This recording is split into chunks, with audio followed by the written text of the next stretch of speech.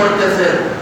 সত্যিই ওই দিন অসংখ্য মানুষ, অগণিত মানুষ মক্কাবাসীরা নবীর হাতে হাত দিয়ে পয়গম্বর পুড়িয়ে মুসলমান হয়ে গেছিল। জোরে জোরে বলেন সুবহানাল্লাহ।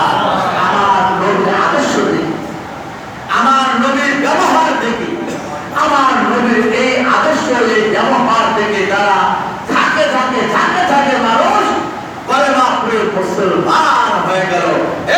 বাকিয়ার মুসলমান, এখান থেকে শিক্ষা নিতে হবে। বিজয় যখন আসবে তুমি উগ্র হও না, প্রতিশোধ নিও না, নবীর আদর্শকে ধরে রাখো।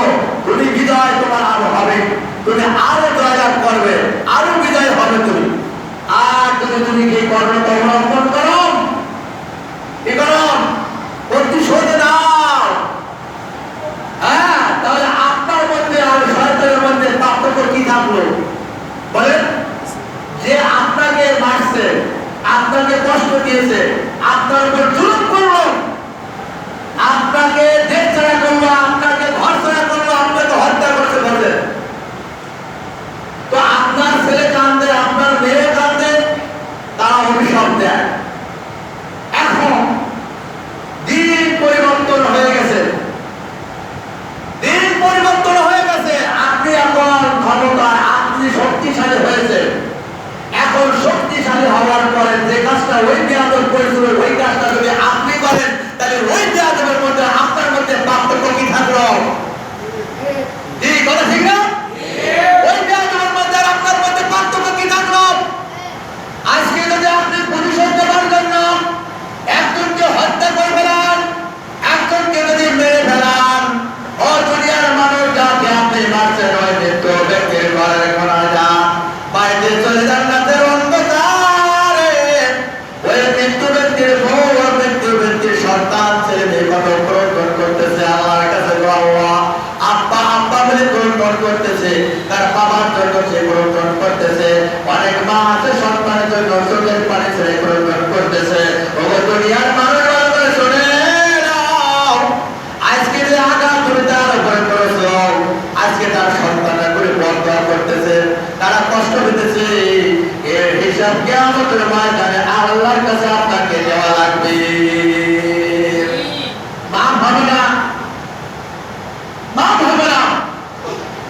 এই কাজে কেউ জড়িত হবেন না, কেউ যাবেন না। সরকারে তো আলম জনাবে মুহাম্মদ রাসূলুল্লাহ সাল্লাল্লাহু আলাইহি ওয়াসাল্লাম মক্কা বিজয় করলেন।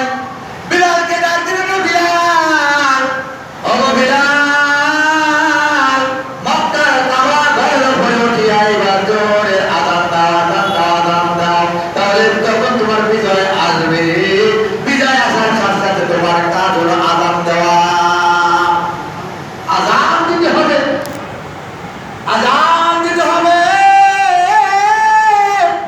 বিলালকে ডাক দিলেন, বিলাল, মক্কার কাবা ঘরের উপরে উঁচু জায়গায় দাঁড়িয়ে আযান দাও, আযান দাও। বিলাল রাদিয়াল্লাহু তাআলা আনহু মক্কা বিজয়ের পরে কাবা ঘরের উপরে দাঁড়িয়ে আযান দিলেন। আযান আযান দেওয়ার পরে নবী আমার সাহাবীদেরকে ডাকলেন, কাবা ঘর করে দরজায় ভিতরে প্রবেশ করলেন। কাবা ঘরের মধ্যে এক নয়, দুই নয়, তিন চার, 60টি মূর্তি শুরু করতে পয়গম্বর মুহাম্মদ সাল্লাল্লাহু আলাইহি ওয়াসাল্লাম সবাইকে হুকুম দিলেন, মূর্তি একটা রাখা যাবে না, কোনো মূর্তি রাখা যাবে না, দাও, বাইর করে দাও। কাবা ঘরে মূর্তি রাখার জায়গা নয়। ইতিহাসের মধ্যে পাওয়া যায় কাবা ঘর নির্মাণ করেছিল ইব্রাহিম আলাইহিস সালাম, তার সন্তান ইসমাঈল আলাইহিস সালাম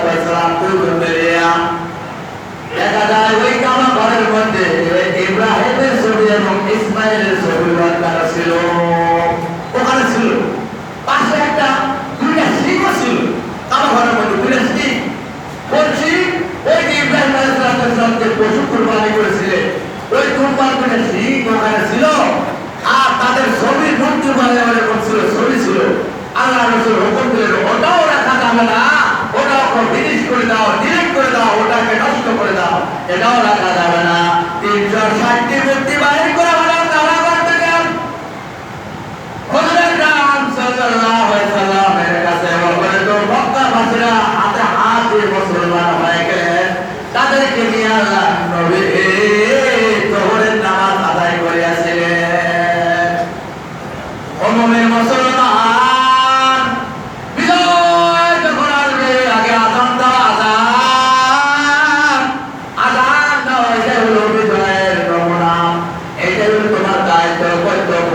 কোন মুসলমানের উপর আঘাত